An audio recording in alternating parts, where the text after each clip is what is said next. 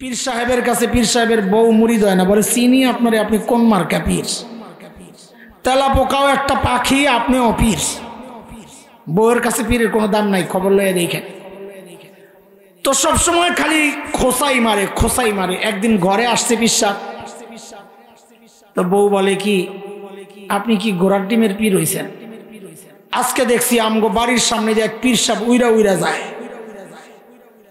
তো পীর সাহেব বলে, আরে পোড়া কপাল, আগে মনে করছিলাম তোর দিল নষ্ট হয়েছে, এখন দেখি চোখটিও নষ্ট হয়েছে। বলে কেন? ভালো করে দেখো নাই ওটা যে আমি আসিলাম। বউ তখন কি বলে, আরে খোদা তাইতে কই ডানা একটা ভাঙ্গা কেন? স্বীকার করবে না। তা আল্লাহ যেন বলছেন তুমি মুত্তাকি, তোমার পাশের মানুষ স্বীকার করে না। আর আমার নবীর সাহাবী মুত্তাকি, আমি আল্লাহ নিজে সাক্ষী দিচ্ছি। আল্লাহ বলছেন সূরা হুজুরাত আয়াত ৩, ইন্নাল্লাযীনা ইয়াগুযযুনা আসওয়াতাহুম ইনদা রাসূলিল্লাহ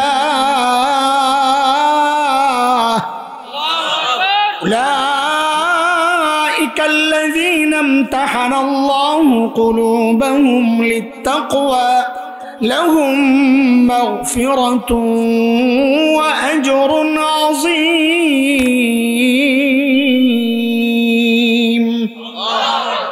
আল্লাহ বলেন সাহাবীদেরকে মাফ করে দিছি। অদোস্ত, আল্লাহ যাদেরকে মাফ করেছেন কেউ যদি তাদেরও সমালোচনা করে, সাহাবীদের দোষ তালাশ করে বের করে, এমন ভাবে লেখা বক্তব্য সাজায়, কেউ ওই লেখা পড়লে অটোমেটিক সাহাবী বিদ্বেষী হয়ে যায়, চোখ বন্ধ করে সিদ্ধান্ত নিবেন, সেও হকপন্থী কেউ হইতে পারে না, সেও একটা গোমরা পথভ্রষ্ট।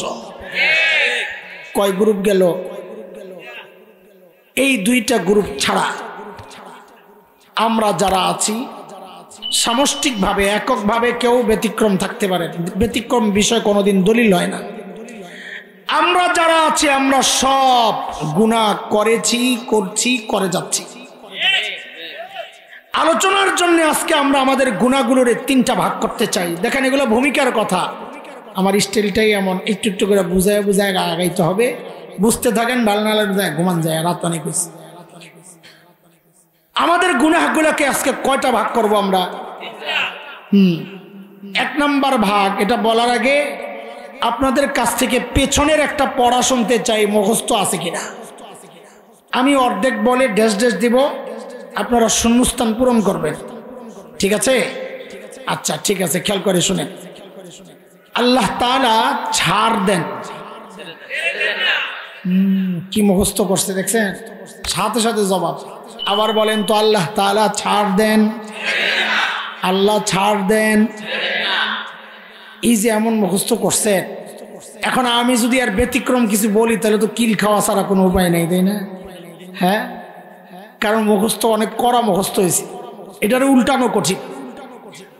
ওলামারা আছেন, চেহারা দেখে কিছু বোঝা যায়, স্টেজও আছেন। একটু দেখেন তো কথাটা আসলে এইভাবে সরাসরি বলাটা একটু মুশকিল কিনা। এই কথাটা কাফেরের ব্যাপারে ঠিক আছে, কোরআনের কথা, ফামাহিলিল কাফিরিনা আমহিলহুম রুওয়াইদা।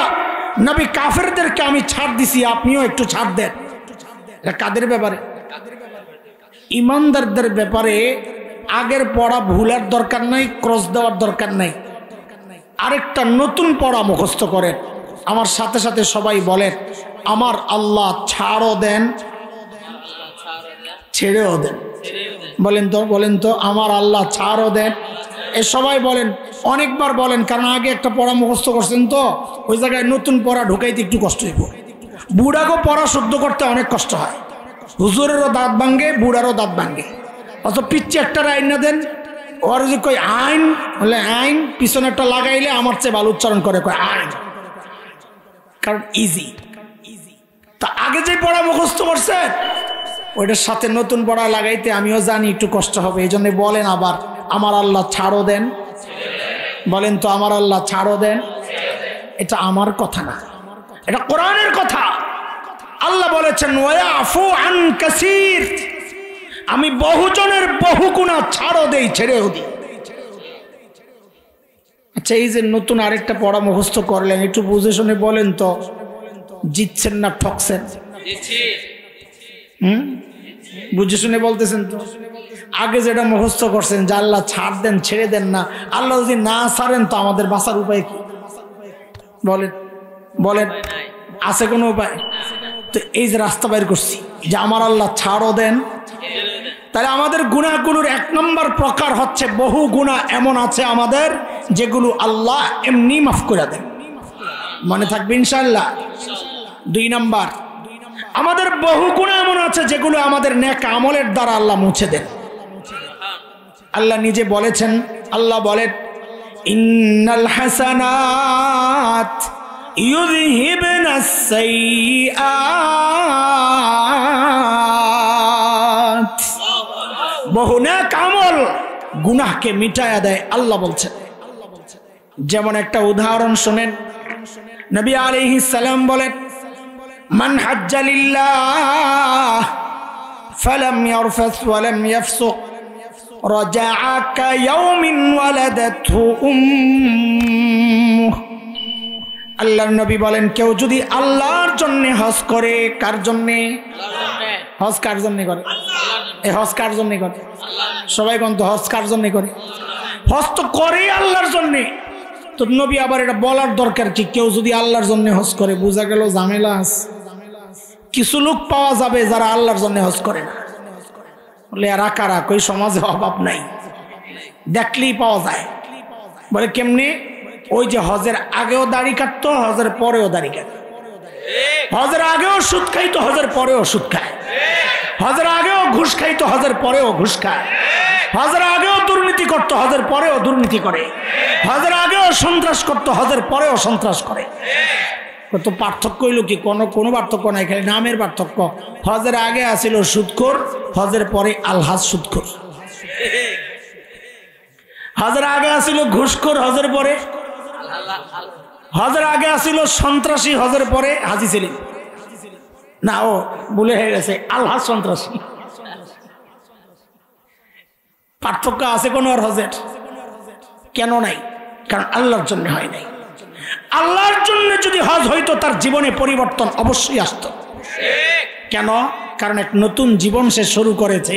নবী বলেন কেউ যদি আল্লাহর জন্য হজ করে, যেই হজের মধ্যে সে কোনো অশ্লীল কাজে গুনার কাজে জড়ায় নাই, এই হজটা আল্লাহর কাছে তার এই হজটা এত দামি হয়, এই হজ তার জীবনের গুনাহগুলো এমন ভাবে মোছে।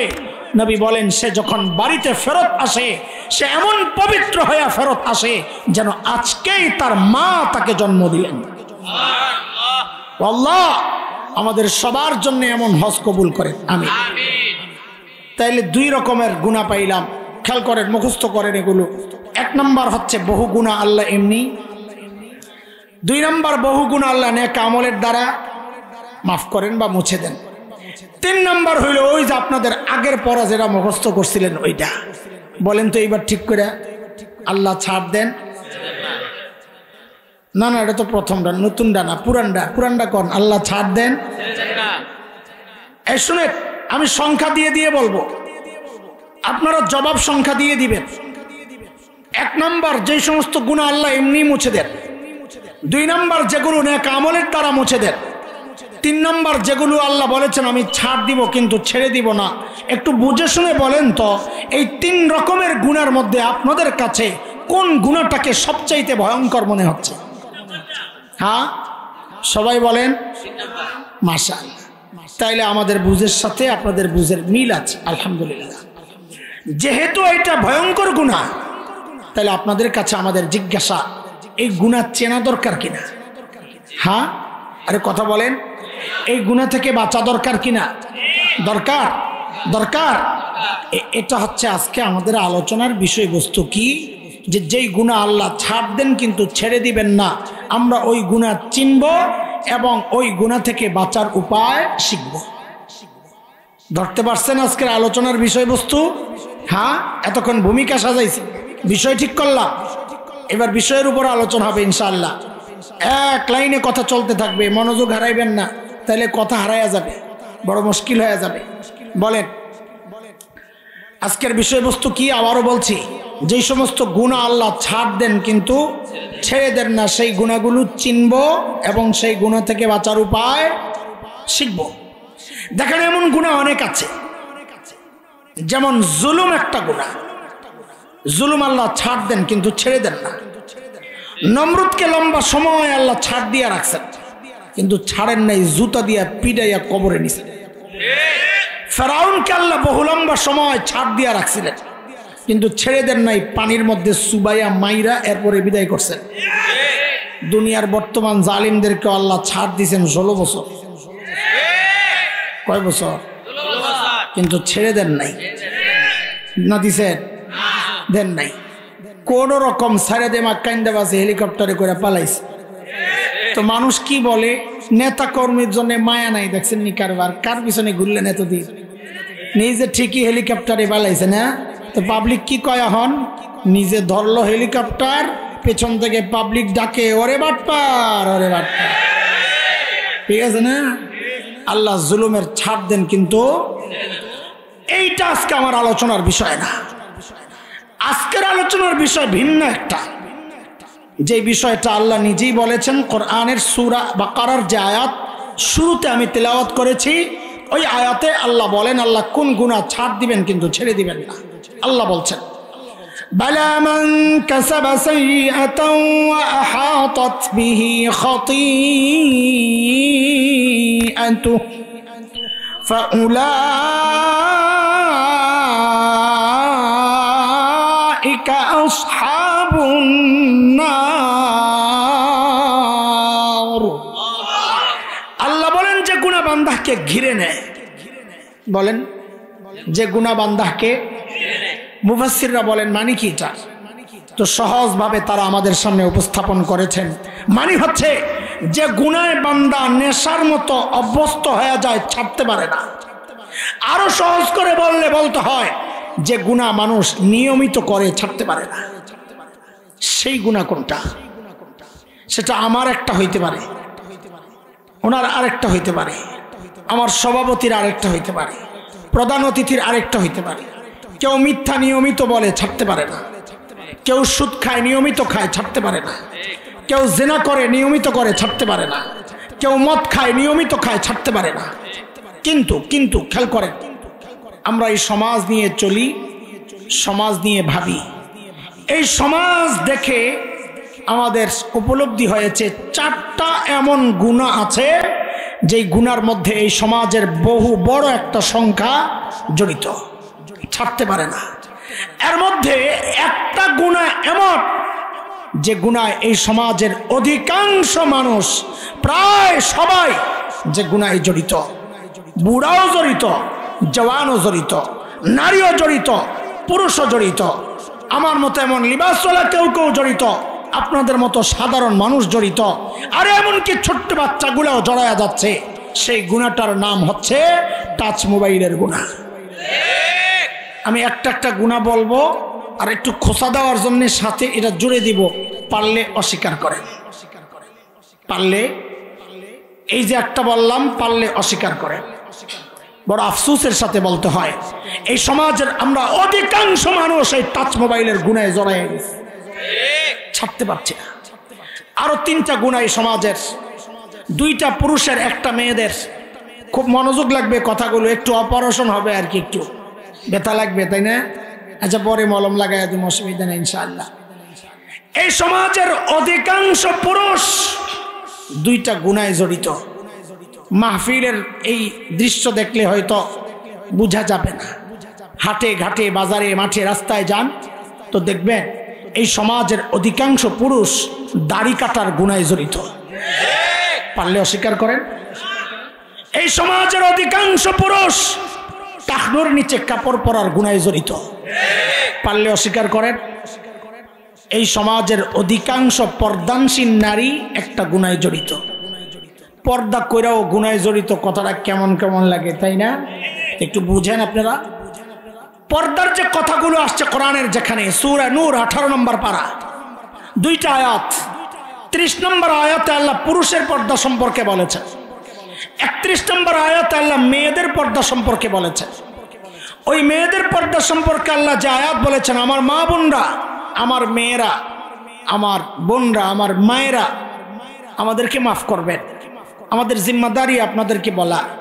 হয়তো আমার বলার ধরনটা স্টাইলটা আপনার পছন্দ হবে না, আল্লাহ আমাকেও মাফ করে দেন, আমি এর চেয়ে ভালো করে বলতে পারবো না, কিন্তু আমরা চাই আপনার ঘিন লাগুক যেন আপনি এই দোষগুলো ছেড়ে দেন। এই জন্য একটু ওইভাবেই বলবো যেন ঘিন লাগে। ওই আয়াতে আল্লাহ এক জায়গায় ছোট্ট করে বলেন ওয়ালা ইউবদিনা যিনাতাহুন্না, মেয়েরা যেন তাদের সৌন্দর্য প্রকাশ না করে।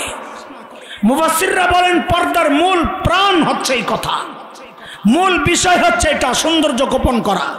কাজে কোন নারী যদি ছালার চট গায়ে দিয়া নিজের সৌন্দর্য গোপন করে তো ইসলাম বলবে সে শরিয়া অনুযায়ী পর্দা করেছে।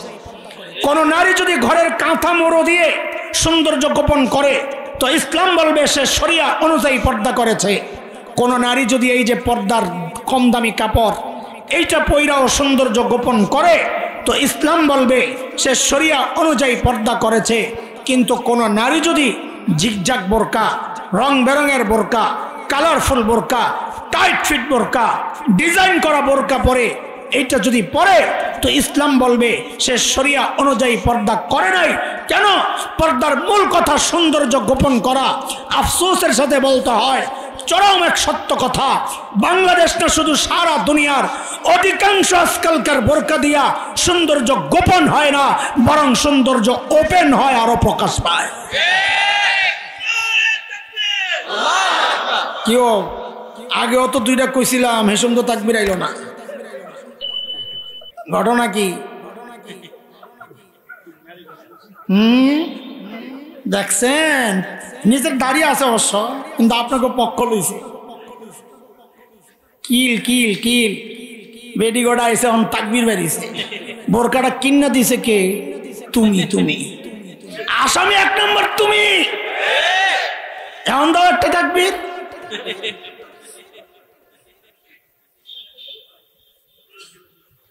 আজকালকার বোরকা দিয়া যে সৌন্দর্য প্রকাশ পায়, দুইটা উদাহরণ আপনাকে শোনাই। দলিল না দিলে তো আপনাকে জিনিস ক্লিয়ার হয় না। ৬-৭ বছর আগের কথা হবে সম্ভবত, কুমিল্লা ক্যান্টনমেন্টে একটা মেয়েকে ধর্ষণ করে হত্যা করা হয়েছিল। কিনা একটাও নাই কয়াল, কাছাকাছি আছে আর কি, শব্দ ঠিক আছে, শব্দ বাইরে গেছে। তনু, তনু কি? তনু ছিল হিজাবি। কি হিজাবি বুঝেন তো? আজকালকার হিজাবি মানে হচ্ছে, ওরা বলে ওর না, আমি বলি তেনা। একটা ফিনফিনে পাতলা তেনা দিয়া চুলডিরে মাথার উপর বাঁধাকপির মতো বাঁধবে, তেনা দিয়া সুন্দর করে পেঁচায় মুখটারে গোল করে ফাঁকড়াই খা সিপটিফিন মাইরা ভাবটা হইলো এখন উনি রাবেয়া বসরিয়া।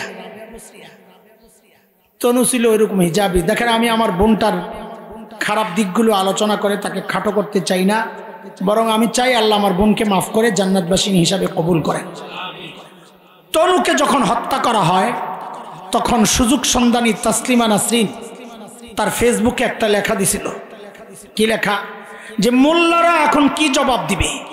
মোল্লারা না বলে হিজাব নারীর ইজ্জত সম্ভ্রম রক্ষা করে, নারীকে ধর্ষণ ইফটিজিং থেকে বাঁচায়, নারীর ইজ্জত আবরু রক্ষা করে। কই তনুর হিজাব তো তনুকে বাঁচাইতে পারে নাই। তো তখন ৬-৭ বছর আগের কথা, তো আমিও একটু একটু ফেসবুক চালাই। তা আমি যাই তখন ইনবক্সে জবাব দিছি, ম্যাডাম তনুর হিজাব তনুরে বাঁচাইতে পারে নাই, কারণ তনুর হিজাব ছিল তসলিমা মার্কা হিজাব, এটা ইসলামের হিজাব না। হায় আল্লাহ, এটা লেখার সাথে সাথে বেডি আমারে ব্লক করে দিছে। বুঝছে এই মোল্লা বড় খতরনাক।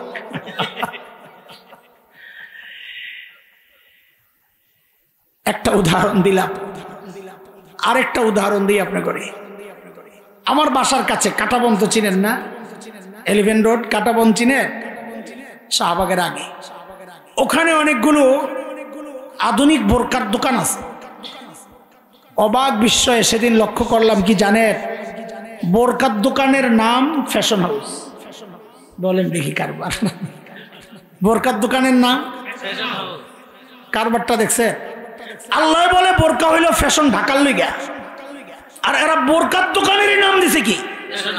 তার মানে ওরা মুনাফিকি করে নাই, ওরা ঠিকই আছে। ওরা বুঝাইলো যে আজকালকার যে বোরকা, এই বোরকা দিয়ে ফ্যাশন ঢাকে না, এই বোরকা দিয়ে ফ্যাশন করে, এই জন্য ওরা বোরকার দোকানেরই নাম দিয়া লইছে ফ্যাশন হাউস। ঠিক কয় গুণা বললা? আমি আগেই বলছি একটু অপারেশন হবে তো খারাপ লাগতে পারে। কয় গুণা বললা? চারটা। 1 নম্বর টাচ মোবাইলের গুনাহ, 2 জোরে কন, একবার তাকবীর দিলেন আরেক জায়গায় জোরেও কন না, জোরে কন। শুনেন, হয়তো আপনি কাটতেছেন কিন্তু স্বীকার করবেন এটা গুনাহ, তাইলে ফেরত আসার সুযোগ থাকে। এটা আমরা আলোচনা করবো ইনশাআল্লাহ। গুনারে গুনাহ মনে করবেন, তাইলে আপনার হেদায়েতের রাস্তা খোলা থাকবে। 3 নম্বর হচ্ছে টাকনোর নিচে কাপড় পরার গুনাহ। 4 নম্বর ফ্যাশনের বোরকা পরার গুনাহ। খুব খেয়াল করেন, এই যে গুনাহগুলোর কথা বললাম না, আমাদের জন্য সবচেয়ে বেশি আফসোসের কথা কি জানেন? আমাদের কষ্টটা যে এই গুনাহগুলোর মধ্যে যারা জড়িত এদের অধিকাংশই এই গুনাহগুলোর গুনাহ মনে করে না। বলে এটা বললেন যে এই কথার প্রমাণ কি? প্রমাণ আছে আপনাদের খুব কাছে, একটু আগাইলেই পাওয়া যাইব। টাঙ্গাইলের এক পাগলা এমপি আছিল, নাট বল্টু ঢিলা, নাম কয়লা পোলা বাইট, সাবাস আব্দুল লতিফ সিদ্দিকী। পোলাবেন বসিয়া না সব জানে। ওই আব্দুল লতিফ সিদ্দিকী গেছিল এক মাহফিলে ওয়াজ করতে। আল্লাহ কি যে বিপদে আসিলাম আমরা। নেতারা, রাজনৈতিক নেতারা ওয়াজের জন্য বাইসা নিত মাহফিলের এই প্যান্ডেল, কারণ ওর মাথায় ঢুকছে যে আমি ডাক দিলে মানুষ এত আইব না। তো হুজুররা, এলাকার যুবকরা, মুরব্বীরা, ইসলামপন্থী ভাইরা একটা সুন্দর মাহফিলের আয়োজন করে, সারা বছরের মেহনতের ফসল। নেতা আয়া ঢুইকা 1-1.5 ঘন্টা, আমরা 2500 পাইছিলাম এক নেতা 2.5 ঘন্টা বয়ান করে। আমি যাইয়া ঘুম দিতাম। একদিন আমারে ঘুম পড়ায় রাখছে মোতামিম সাহেব 11টার সময়, হুজুর ঘুমান। আমি কি 11টায় ঘুমাম? অসুবিধা নাই, সময় হলে ডাক দেব। পরে ডাক দিয়ে ওঠাইছে 1:30 বাজে, হুজুর বয়ান শেষ হয়েছে, আপনি ওঠেন। কিন্তু তার চেয়ে অবাক করা বিষয় কি জানেন? নেতা যখন বয়ান করে মানুষ তো ইচ্ছা যায়, নেতার বয়ান তার শুনে না, আশেপাশে ঘুরঘার করে, বয়তা বইব তো আইব। আমি দেখি এগো লজ্জা মজ্জা লাগে না, এরা বয়ান চালাইতে থাকে। আশ্চর্য, আমরা যখন কথা বলি 2-4 জন উঠা গেলে আত্মমর্যাদা লাগে যে সম্ভবত আমি বুঝাইতে পারতেছি না, তো তাড়াতাড়ি বয়ান শেষ করে দিই। নেতারা দেখি বয়ান চালাইতেই থাকে। আমি কিরে লজ্জা লাগে না? পরে বুঝছি না লজ্জা লাগে না। কেন? অচিন্তা করে উইটা যাইয়াও যা থাকে, আমি ডাকলে তো তাও আসে না, তো আমার লস কি? বুঝেন নাই কথা? ওই আব্দুল লতিফ সিদ্দিকী এক মাহফিলে যায় বয়ান দিতেছে, কতটা অভদ্র, অসামাজিক। মাহফিলের একটা সমাজ আছে। এই যে আমার ভাইরা বসে আছেন, এদের অধিকাংশই নিয়মিত টুপি পরেন না, নিয়মিত পাঞ্জাবি পরেন না। আজকে পরে আসছে কেন? মাহফিলের একটা সমাজ এটা। এই আল্লাহর বান্দা অতিথি গেছে একটা টি-শার্ট পইরা, টুপি টাপি সারা যায় বইছে বক্তার চেয়ারে, যাইয়া বয়ান দিচ্ছে, নুরানি বয়ান। কি আপনারা হুজুররা যে দোয়া করেন না, আমি কিন্তু আমিন বলি না। কি বলে না উনি? আমি বলি কিরে হুজুরের চেহারা পছন্দ হয় না, না ভক্তি শ্রদ্ধা নাই, কি ঘটনা কি? পরে কারণ যেটা বলছে আমি খুশি হয়ে গেছি। আমি আল্লাহ দলিল পেয়েছি, আমার দলিল দরকার, দলিল পেয়ে গেছি। কি? গুনারে গুনাহ মনে করে না। আমিন কেন বলি না? আপনারা মানুষের শিখান গুনাহ করলে আল্লাহর কাছে মাফ চাইতে, তো বুকের মধ্যে থাপড়ায় আর বলে কি আমার জিন্দিগিতে আমি কোনো পাপ করি নাই, আমার জিন্দিগিতে আমি কোনো পাপ করি নাই। দাড়ি কাটা বেড়ায় বলে জিন্দিগিতে পাপ করে নাই। দেখছেন কারবার? আমি কই পাওয়া গেছে দলিল। গুনারে গুনাহ মনে করে না, গুনারে গুনাহ মনে করে না। এটা হচ্ছে গুনাহ করার চেয়ে আরো মারাত্মক অপরাধ। কিন্তু কেন? দেখেন আমার কিন্তু লিঙ্কে চলতেছে, একটার সাথে আরেকটা জোড়া, একটা মিস করবেন পরেরটা বুঝবেন না। গুনারে গুনাহ মনে না করা গুনাহ করার চেয়েও মারাত্মক। কেন? এই কেনটা একটু শোনা দরকার। শোনেন, চলতে থাকে। শয়তানকে আল্লাহ যখন তাড়াইয়া দিছিলেন বাইর, তখন শয়তান আল্লাহরকে, আমি ছিলাম মদিনায় হজের সফর, তো মদিনা ইউনিভার্সিটির বাংলাদেশি ছাত্ররা আমরা গেলে ওরা আসে আমাদের কাছে, আমার নিজেরও অনেক ছাত্র আছে, কথাবার্তা হয়। তো ওরা একদিন বলতেছে হুজুর আজকে এক আজীব ঘটনা হয়েছে। কি হয়েছে? বলে মদিনা পুলিশ বাংলাদেশের হজ মিশরে ফোন দিছে, আপনাদের এক হাজি সাহেব ধরা পড়ছে, নিয়ে যান। কি অপরাধ? ভিক্ষা করছে। অপরাধ কি? ভিক্ষা করা নিষেধ। তখন ওই ছাত্রদেরকে পাঠানো হয়েছে, তোমরা যাই ছোট নিয়ে আসো, ওরা আরবি টারবি জানে। তো ওরা গেছে, হুজুর যাইয়া দেখি সাহেবে এমন ভাবে বৈশা রয়েছে যেন তিনি কোনো অপরাধ করে নাই, মুখের মধ্যে কোনো অনুশোচনা অনুতপ্তের কোনো ছাপ নাই, হাত দুইটা কাটা। তো চিন্তা করলাম যা সাক্ষাৎকার নেওয়ার পরে নেবো, আগে ছুটাই। ছুটাই টুটাই গাড়ির মধ্যে উঠাইছি, জিজ্ঞেস করতেছি আগে কনে হাত কাটা কেট? হ্যাঁ, বলে কি ভাই আসিলাম ডাকাইত। হুজুর এমনভাবে বলতেছে মনে হয় যেন ডাকাতি কোনো অপরাধ না, একটা সম্মানজনক পেশা। খায়ার পরে ধরা পইরা গণধোলাই খাইয়া হাত দুইটা হারাইছি। তো এরপরে কাম কাজ করতে পারি না, আল্লাহ মাথায় একটা বুদ্ধি দিছি। কি? হজের সিজন আইলে কম টাকায় হজে আয় পড়ি। তারপরে মক্কা মদিনা মিনা মুজদালিফা আরাফায় ভিক্ষা করি, আলহামদুলিল্লাহ আল্লাহ অনেক বরকত দেয়। যা পাই হজের খরচ উইটাও যা থাকে সারা বছর চলতে পারি। সুবহানাল্লাহ, কোন বুদ্ধি শিখাইলাম, কে আবার নিয়ত টিয়ত করে। খবরদার ধরা বললে কিন্তু জামিন নাই। আমরা হাসতে হাসতে শেষ, আর কারবার দেখে আর কোনো অনুশোচনা নাই। অফিসে বসায় রাখছি, সিদ্ধান্ত করে দেশে পাঠিয়ে দিবে। হ্যাঁ, নিশ্চিন্তায় বসে রয়েছে। তার লাগেজটাকে জানা হয়েছে, রিটার্ন টিকিট ধরাইছে। সে যখন বুঝছে যাওয়া নিশ্চিত, সে কি বলে জানেন? এটা হলো আসল কথা। স্যার আমারে পাঠিয়ে দিবেন? হ্যাঁ পাঠাবো না, তুই দেশের বাণিজ্য সব খাইছস। আচ্ছা ঠিক আছে পাঠান, কিন্তু আপনারা যে আমার দেশে পাঠিয়ে দিবেন, আমার কিছু দিবেন টিবেন না।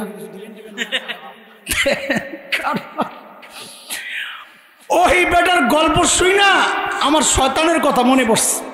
ঠিক শয়তানরা আল্লাহ যখন কইছে বাইরা, শয়তানও আল্লাহর এটাই কইছিল, আল্লাহ আমার যে বাগায় দিবেন, আমার কিছু দিবেন টিবেন না। কত তোর কি লাগবো? তো শয়তান তিন জিনিস চাইছে। এক কথা কর, কয়টা? কয়টা? এক নাম্বার, রব্বি আনজিরনি ইলা ইয়াউমি ইউবাসুন, আল্লাহ পুনরুত্থান দিবস পর্যন্ত আমি হায়াত চাই, লম্বা হায়াত চাই। আল্লাহ কয় ইন্নাকা মিনাল মুনজারিন, যা তোরে দিয়ে দিলাম যা। শয়তান কয় আল্লাহ আরেকটা লাগবো। কি চাস? তাড়াতাড়ি কর। আদমকে তো সন্তান দিবেন বহুত, আমি যে দুনিয়ায় যাই ওখানে ডাক দেবো, আয় খেলা হবে, তো আমার কর্মী লাগবো না? কি চাস ওইটা কক? আমারও সন্তান দেন। এক মুসলমান খেয়াল করে, শয়তানের বাচ্চা লাগবে, ও চাইলো কার কাছে? আরো জোরে কন তো, আর একটু জোরে কন। হ্যাঁ, শয়তানের বাচ্চা লাগবে, চাইলো কার কাছে? তোর মিয়া, তা তুমি শয়তানের চেয়ে খারাপ। তোমার বাচ্চা লাগলে তুমি আল্লাহর কাছে না চাইয়া তুমি যাও মাজারওয়ালার কাছে, কবরওয়ালার কাছে, আর খাজার কাছে। তুমি শয়তানের চেয়ে খারাপ। এই যে মাঝে মাঝে আমরা বলি শয়তানের বড়রা, আপনারা তো খুঁজে পান না শয়তানের বড় আবার কেমনে হয়। এই যে লিস্টে নাম ওড়ায় রেখেন, এটা একটা কারণ। শয়তানের আকীদা ওর চেয়ে ভালো। শয়তান বাচ্চা চাইছে আল্লাহর কাছে, আর ও বাচ্চা চায় খাজার কাছে। শয়তানের চেয়ে খারাপ কিনা কথা কর? শয়তান কয় আল্লাহ দুইটা তো দিলেন বাইরে মোকাবেলার লেগা, একটু ভিতরে যায় চক্রান্ত করুন না। কি করবি? আমারে আপনি সুযোগ দেন, আমি বনি আদম মানে আদম সন্তানের রগে রগে দৌড়াইতে চাই।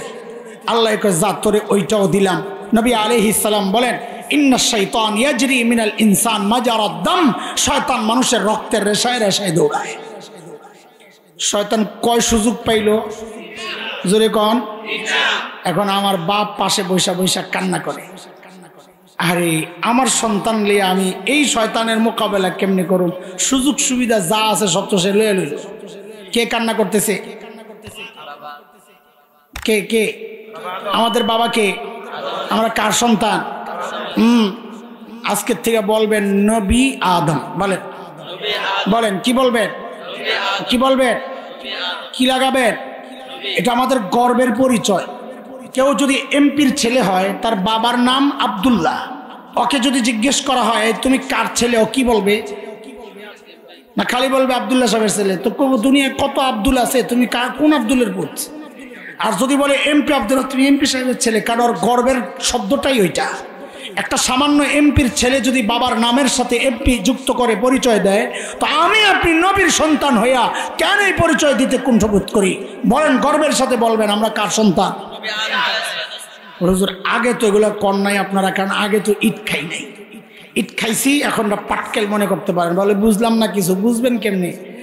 আগে মানুষ গণনার সিস্টেমটার নাম ছিল আদমশুমারি। কি ছিল? হঠাৎ ঘুম থেকে উঠে দেখি আদম কাটা, নতুন নাম জনশুমারি। কোনদিন জানতে চাইছেন ওদের কাছে যে আদম কেন কাটলেন? আদম আপনারে কোন দিক দিয়ে খোঁচাইলো? জানতে চান নাই, কারণ এগুলো আপনাদের মাথা ব্যথা না।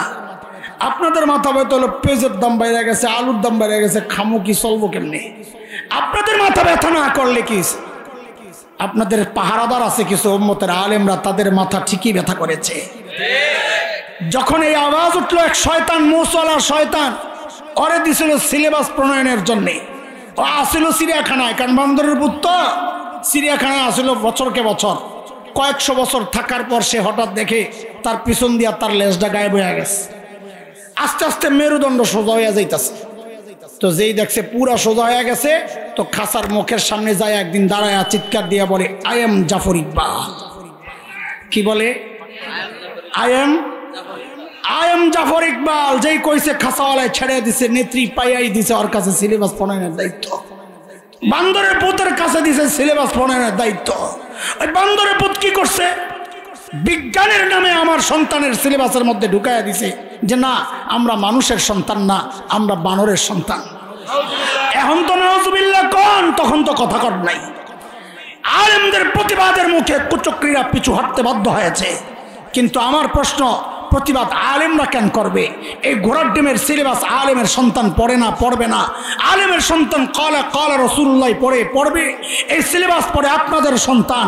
প্রতিবাদ আপনাদের করার কথা, আপনারা প্রতিবাদ তো করেন নাই, বরং বহু পোড়া কপাল এই প্রতিবাদী আলেমদের বিরুদ্ধাচরণ করেছেন। বহু পোড়া কপাল এই প্রতিবাদকে রাজনৈতিক বক্তব্য আখ্যা দেওয়ার চেষ্টা করেছেন। দোস্ত, সব জায়গায় রাজনীতি তালাশ করেন না, এটা রাজনীতির বিষয় না। এটা আমার ঈমানের ব্যাপার, এটা আমার বিশ্বাসের ব্যাপার, এটা আমার আকীদার চেতনার ব্যাপার। ভবিষ্যতে এমন চক্রান্ত হতে পারে, যেহেতু এনজিও ওয়ালাদের কাছে দেশ, এমন চক্রান্ত আবারও হতে পারে। বিদেশ থেকে টাকা আনতে এই জাতীয় কিছু কথা মানতে হয়। যদি আবারও চক্রান্ত হয়, আলেমদের থেকে বিচ্ছিন্ন না হইয়া, আলেমের হাতে হাত রাইখা, কাঁধে কাঁধ মিলাইয়া, মুষ্টিবদ্ধ হাত উঠাইয়া একসাথে উচ্চারণ করতে হবে, বাংলাদেশে নাস্তিকতার চর্চা করতে দেওয়া হবে না, দেওয়া হবে না। আছেন তো নাকি? ইনশাআল্লাহ। পালাবেন না তো? কই পালাবো? ফখরুল সাহেবের বাসায়? না, ঠিক আছে, পালাবো না ইনশাআল্লাহ। আল্লাহ ইনশাআল্লাহ কই পালাইছে না? ও ইনশাআল্লাহ বলে নাই, সেজন্য পালাইছে। একটা ভালো কথা কইছেন। আল্লাহ আল্লাহ আল্লাহ আল্লাহ। আমার বাবা কান্না করছেন বসে বসে, হারে আমার এখন কি হবে? শয়তান সব সুযোগ সুবিধা নিয়ে নিল। আমার বাবা কান্না করে করে আল্লাহর কাছে বলছেন, ও আল্লাহ, সুযোগ আমারেও কিছু দেন। আল্লাহ বলেন, যান, আপনার সন্তানকে আমি ফেরেশতা দিয়া ব্র্যাকেট দিয়া নিরাপত্তা দিয়ে দিব। কান দেব হবে। তো আল্লাহ বলেন, কান্দেন না, আপনার সন্তানের জন্য আপনার মায়া, আর আমি রব, আমি বানাইছি, আমার মায়া তার চেয়ে 1000 কোটি গুণ বেশি। আমি একটা স্পেশাল অফার আমার আফারের জন্য রাখছিলাম, যান ওইটারেও দিয়ে দিচ্ছি, আপনি ওইটা নিয়েই দুনিয়ায় যায় শয়তানের মোকাবেলা করেন। বলে, সেটা কি? তো আমার রব বলেন, আমার বান্দা গুনাহ করতে করতে করতে করতে করতে করতে জীবন পার, জীবনের শেষ সময়েও যদি সে দাঁড়ায় খালি বলে, ও আল্লাহ, আমি ভুল করছি, আমারে মাফ করে দাও, আমি তার জিন্দগির সব গুনাহ মাফ করে দেব। কয় গুনাহ? কয় গুনাহ? 100 বছর, তাও 1000 বছর, সব গুনাহ করছে 100 বছর লাগায়, একবারে সব মাফ হয়ে যাবো গা? কেমন লাগে না? আগে লাগতো, এখন লাগে না। যখন দেখছি ডিলেট অপশনে, অল ডিলেট একটা অপশন আছে। কথা কও, কথা কও। অল ডিলেট দেখতে বুঝে গেছি যে একবারে মোছা সম্ভব। তোমার আমার হাতের বানানো কম্পিউটারে যদি অল ডিলেট অপশন থাকে, এক টিপ দিয়া সব ফাইল গায়েব করা যায়। আমার রবের ক্ষমতা কি ওই কম্পিউটারের চেয়ে দুর্বল নাকি? চিৎকার করে বলে, আমার রব আমার গুনার ফাইলের মধ্যে অল ডিলিটে টিপ দিয়া একবারে সব গুনাহ মুছতে পারেন কি পারেন না? আরো জোরে বলেন, পারেন কি পারেন না? হ্যাঁ হ্যাঁ, কম্পিউটারের পরিভাষা অল ডিলেট, শরীয়তের পরিভাষা তাওবা নাসুহা। বলেন বলেন, শরীয়তের পরিভাষা কি? কি কি? দুইটার কাজ একই। অল ডিলিট দিয়াও সব মুছে, তওবায়ে নাসুহা দিয়াও। এখন তো আমার বাবে খুশি, সব যদি মাফ করে দেন আমার কোনো টেনশন নাই, আমি জায়গা দুনিয়ায়। কিন্তু শয়তান লাভ দিয়া দাঁড়াইছে, হ্যাঁ কি ঘোষণা, সব মাফ করে দিবে, করছেন কি? তো আমার ওই 3 সুযোগ গোড়ার ডিমের কি করতে দিছে রেডি, আমি ওখানে করুম কি? আমি সারাদিন মেহনত করে করে করে করে হ্যাঁ গুনাহগার বানামো, আর বিকালে মাফ চাইলে আপনি মাফ করে দিবেন, আমার সারাদিনের কষ্ট বেকার। তো এগুলো কি জন্য দিছেন আমারে? ও বান্দার জন্য এত মায়া। তা আপনিও শোনেন, আমি শয়তান ও বাটপার কম না। এই কথা কোত্থেকে আনছিলাম মাথায় রাখতে হবে। গুনাহ করার চেয়ে গুনাহকে গুনাহ মনে না করা আরো মারাত্মক অপরাধ। মনে আছে কথা? জিজ্ঞেস করছিলাম কেন, কেনের জবাব বের করতেছিলাম, এই যে আসছি কেন। শয়তান তখন দাঁড়ায় কি বলেছে জানেন? ও আল্লাহ, আপনার বান্দা তওবা করলে আপনি মাফ করে দিবেন। তো শুনেন, আমি আপনার বান্দাকে দিয়া এমন গুনাহ করাবো যেন সে তওবা না করে, যেন সে তওবা না করে। মুহাদ্দিস মুফাসসিররা আলেমরা পেরেশান হয়ে গেছেন, কিরে ওই গুনাহ কোনটা যা মানুষ করে কিন্তু তওবা করে না? তো খুঁজতে খুঁজতে খুঁজতে খুঁজতে বের করছেন সেটা কোনটা, যে গুনাহ মানুষ করে কিন্তু গুনারে গুনাহ মনে করে না। গুনারে গুনারে আরে গুনারে গুনাহ মনে করলে না সে তওবা করবে, সে তো গুনাহই মনে করে না। এই সিরিয়ালের 1 নাম্বার হচ্ছে পজিশন বিদআত। কি কি বিদআত? বিদআত যে করে সে বেদাতের গুনারে গুনাহ মনে করে না। আরে গুনাহ মনে করলে বেদাত হইতো না, বেদাত তো হয় সব মনে করলে। বলেন বিদআত হয় তো সে করতেছে সওয়াব, সে তওবা কেন করবে? এই জন্য বেদাতির তওবা নসিব হয় না, খুব কম। শয়তানের কি ভয়ঙ্কর পরিকল্পনা দেখেন, সে চিন্তা করছে তওবা করলেই তো মাফ, আমি তাইলে এমন গুনাহ করাবো, মানে কি গুনাহ করবে যখন সে মাথায় একটা পিন মারা দিব, কি এটা কিসের গুনাহ, কত মানুষ করে, এটা কিসের গুনাহ, মোবাইল একটু দেখতে যায় না, কি আসে যায়, দাড়ি কাটতেছে, রাইকালাম বুড়া হইলে টাকনো নিচে কাপড়ে জায়গা আর কি, এটা অহংকার নাই আমার। কত ব্যাখ্যা যে মানুষ দেয়, সুবহানাল্লাহ। এ দোস্ত, আল্লাহ তাআলা আমাদেরকে সব রকমের গুনাহ থেকে হেফাজতে রাখেন, বলেন আমি। আমাদের আলোচনার 2টা পাঠ করছিলাম, শুরুর কথা মনে আছে কিনা? এক হইল যে গুনাহ আল্লাহ ছাড় দেন কিন্তু ছেড়ে দেন না, সেটা কোনটা? যে গুনাহ মানুষ নিয়মিত করে ছাড়তে পারে না। আমরা 4টা গুনাহ বের করেছি: টাচ মোবাইলের গুনাহ, দাড়ি কাটার গুনাহ, টাকনোর নিচে কাপড় পরার গুনাহ, ফ্যাশনের বোরকা পরার গুনাহ। দ্বিতীয় পাঠ অল্প সময়ের মধ্যে আমরা শেষ করব। আমি বিশেষ করে আমার যুবক সন্তানদেরকে, আমার ছোট ভাইদেরকে অনুরোধ করব, এই দ্বিতীয় অংশটা না শুনে আমরা যাব না ইনশাআল্লাহ। ঠিক আছে ইনশাআল্লাহ? সেটা হচ্ছে এই গুনাহ থেকে বাঁচার উপায় কি। বাঁচতে চাই কিনা আগে বলেন? গুনাহ থেকে বাঁচতে চাই? চাই চাই সবাই ইনশাআল্লাহ। আল্লাহ তুমি সহজ করো। কিন্তু আমাদের একটা রোগ আছে। রোগ কি জানেন? আমাদের প্রায় সবাই একই কথা বলে যে গুনাহ ছাড়তে চাই কিন্তু ছাড়তে পারি না। এটা গাজীপুরে এই সমস্যা নাই, আর না কি আছে? কি কয়? এই সমস্যা সবার, এই সমস্যা। এই জন্য আমাদের বড়রা কোরআন হাদিস ঘেটে ঘেটে এমন কিছু প্রক্রিয়া, রাস্তা, পদ্ধতি বের করেছেন আর বলেছেন তুমি এইভাবে চলো তো গুনাহ ছাড়া তোমার জন্য সহজ হবে। খালি গুনাহ ছাড়া সহজ হবে তা না, বরং গুনাহ করাটা কঠিন হয়ে যাবে। এর মধ্যে একটা পদ্ধতি আপনাদের সামনে আমি একটু আলোচনা করি, অল্প সময়ের মধ্যে শেষ করে দেব ইনশাআল্লাহ। দেখেন, আমরা যখন গুনাহ করতে আগাই, দুনিয়ার কেউ না জানলেও, কেউ না দেখলেও একজন দেখেন, তিনি কে? সবাই একটু বলেন তো একসাথে, আরো জোরে। কথা ঠিক আছে, কিন্তু আমরা এখানে আল্লাহ বলবো না, আল্লাহ বলবো না। কেন?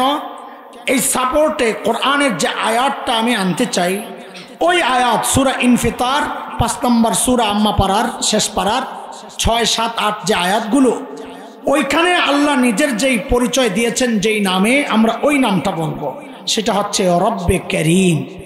বলেন তো সবাই, বলেন সবাই, আবার বলেন। যেহেতু শব্দটা আপনাদের কাছে খুব পরিচিত না, বারবার উচ্চারিত শব্দ না, আলেমরা জানেন, সাধারণদের কাছে এটা খুব চর্চিত শব্দ না, এই জন্য বারবার একটু বলেন আমাদের দিকে কে তাকায়া থাকে বলেন। আবার আরো একটা কাজ করে, ছোটবেলা আমরা কোনো অপরাধ করলে আমাদের মুরব্বীরা ডাক দিতেন না, ওই কেন করো, ডাক দিতেন না, আমরাও ডাক দিয়ে না বাচ্চাদেরকে। তো আমাদের রবও ওইভাবে আমাদেরকে ডাকতে থাকেন। কাজ দুইটা, দেখতে থাকেন, ডাকতে থাকেন। বলেন আমার সাথে, দেখতে থাকেন। তো আবার বলেন আমরা গুনাহ করার ইচ্ছা করলে অথবা গুনার দিকে আগাইলে অথবা গুনায় জড়াইয়া গেলে আমাদের দিকে কে তাকায়া থাকেন আর কি করতে থাকেন? বলেন দেখতে থাকেন। আর কি বলে ডাকেন সেটা কোরআনে আল্লাহ এইভাবে বলতেছেন, ইয়া আইয়ুহাল ইনসান মা গররাকা বিরাব্বিকাল কারীম।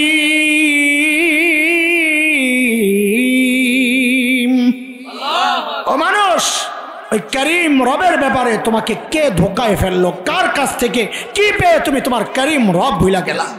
দেখে এই ডাকের ওজনটা এখনো আমরা বুঝতে পারি নাই, না পারারই কথা। কারণ শব্দে শব্দে অর্থ জানি না, উপলব্ধির যেই প্রথম ধাপ শব্দের অর্থ জানা, সেটা আমরা পারি না। এর জন্য আগে চলেন একটু শব্দগুলোর অর্থটা বুঝি, তারপরে দেখবেন ডাকের ওজনটা কি। বলেন তো শব্দটা আমাদের দিকে কে তাকায়া থাকেন? দুইটা শব্দ আছে এখানে, এক করিম আর এক হচ্ছে রব। বলেন করিম, বলেন করিম, আর বলেন আবার করিম। আর করিম কাকে বলে, রব কাকে বলে, এটা বুঝেন। আরবিতে করিম বলে ওই দাতাকে যিনি না চাইতেই দেন। না চাইতে, বলেন এই চোখ চায়া পাইছি না, না চায়া, কানটা, জিভটা, হাত পাও, একবারে বলেন তো শরীরের কোন অঙ্গটা চায়া পাইছি? সব না চায়া। যে মহান সত্তা সব না চাইতে আমাদেরকে দিয়েছেন, তার নাম করিম। তার নাম কি? করিম। দেওয়ার পর ওগুলোকে আবার পরিচর্যা করেছেন, লালন পালন করেছেন, সুরক্ষিত রেখেছেন, সংরক্ষণ করেছেন। যেই মহান সত্তা তাকে বলে রব, তাকে বলে। টোটালটা মিলাইয়া একসাথে কি হবে? অর্থটা বুঝছেন, কিন্তু ওজনটা বুঝা উপলব্ধি করার মতো এখনো অবস্থা হয় নাই। এই জন্য আমরা একটা ছোট্ট উদাহরণ শুনি। আচ্ছা বলেন তো, মানুষের মধ্যে একজনের কথা বলবেন, আমাদেরকে সবচাইতে বেশি ভালোবাসেন কে? জোরে বলেন, আরো জোরে বলেন। মা যে কি মানুষ, আল্লাহ, এটা দুনিয়ায় মা ছাড়া কেউ জানে না। মার কলিজায় আল্লাহ কি দরদ আর মায়া আর মমতা আর ভালোবাসা দিয়েছেন, এটা আল্লাহ জানেন আর মা জানেন। আমি ছোট্ট দুইটা কথা বলি আপনাদেরকে, যুবকরা একটু খেয়াল করো। আমি মাঝে মধ্যে আমার বাচ্চাদেরকে বলি, এ মা চিনো, মা চিনো? মা ওই মানুষ, ঘরে খাবার আছে যা, মা যদি মনে করেন এখান থেকে আমি যদি খাই তো আমার বাচ্চারা পেট পুরে খেতে পারবে না। মা ওই মানুষ, প্রচন্ড ক্ষুধাটা পেটে নিয়ে দাঁত চাবাইয়া কামড়াইয়া শক্ত করে নিজেরে বাচ্চাদের সামনে একটা অভিনয় করে বলবেন কি, আম্মুর বমি বমি লাগতেছে, আম্মু খাবো না, তোমরা খায় না। এর নাম কি? এর নাম। ঘরে আপেল আছে 3টা, বাচ্চাও 3টা। মা ওই মানুষ ওই মুহূর্তে বলবেন, আম্মু আপেল পছন্দ করি না, তোমরা খায় না। ঘরে ভালো কোনো খাবার তৈরি হলে আমাদের মুখে না দিয়া যে মানুষটা কোনোদিন খান নাই, তার নাম। আজীবন এই স্যাক্রিফাইস যে মানুষটা করেছেন, তার নাম। আরে এই জন্যই তো ওলামারা মার বাবার মাসআলা আলাদা করছেন। কি মাসআলা? যে কোনো সন্তান যদি বাবা মার আগে মৃত্যুবরণ করে তো বাবা সন্তানের লাশের পেছনে পেছনে যেতে পারে, বাবা সন্তানের কবরেও নামতে পারে। বলে কেন? বাবার কলিজায় মায়া নাই? বলে আছে।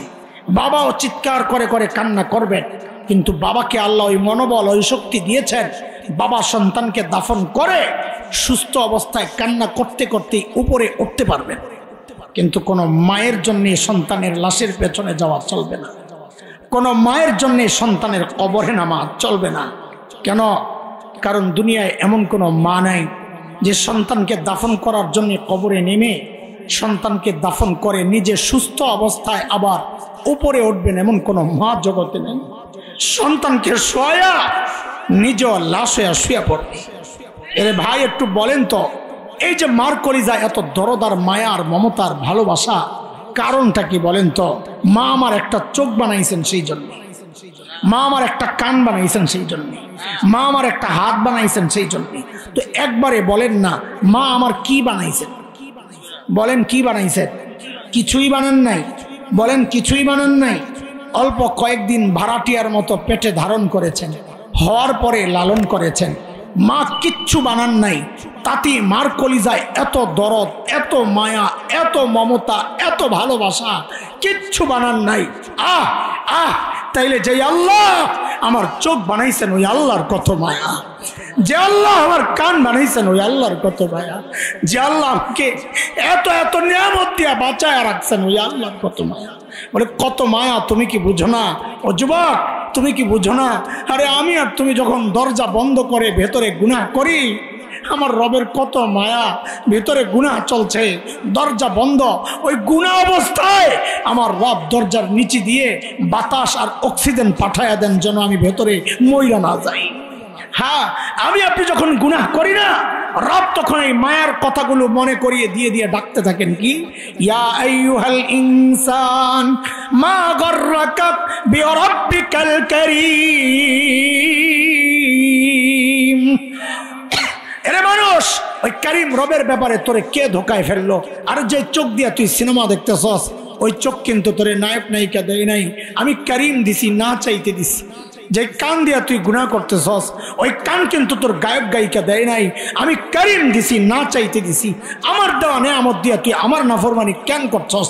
আরে আমাদের বড়রা বলেন এই ডাকের ভেতরে আরেকটা ডাক আছে, বলে সেটা কি? আল্লাহ যেন বলছেন, এরে বান্দা তোর ছোট্ট বাচ্চাটা যখন তোর দিকে তাকায় থাকে তখন তুই গুনাহ করস না, তোর লজ্জা লাগে। তোর মা বাবা, তোর মুরব্বী, তোর শ্বশুর শাশুড়ি, তোর বন্ধু বান্ধব, হ্যাঁ বন্ধু বান্ধব না, তোর মুরব্বী টাইপের কেউ তাকায় থাকলে তুই গুনাহ করস না, তোর লজ্জা লাগে। কিরে বান্দা, আমি তাকায় তাকায় ডাকতেছি তাও তুই গুনাহ ছাড়স না। আরে কি হয়ে গেল তোর? হ্যাঁ, আমার দাম বুঝি তোর কাছে ওই বাচ্চাটার চেয়ে কমে গেল না? হ্যাঁ, আমার দাম বুঝি তোর কাছে তোর মা বাবার চেয়ে কমে গেল না? ওই বাচ্চা তাকায়া থাকলে তুই গুনাহ করস না, আর আমি রব্বে কারীম তাকায়া তাকায়া তোকে ডাকতেছি তাও তুই গুনাহ ছাড়স না। হ্যাঁ, কি হয়ে গেল? আমার দাম তোর কাছে এতটাই কমে গেল। মা গররাকা বিরাব্বিকাল কারীম। আরে কারীম রবের ব্যাপারে তোরে কে ধোকায় ফেলছে? বল, কার কাছ থেকে কি পাইয়া তুই তোর কারীম রব ভুলে গেলি?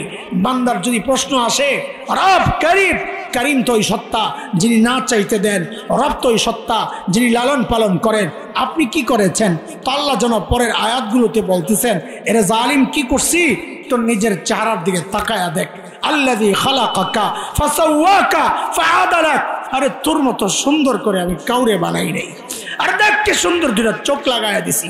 সংরক্ষণের কথা বলিস, আরে দেখ কি সুন্দর, কি সুন্দর দুইটা ঝাড়ু লাগাই দিছি।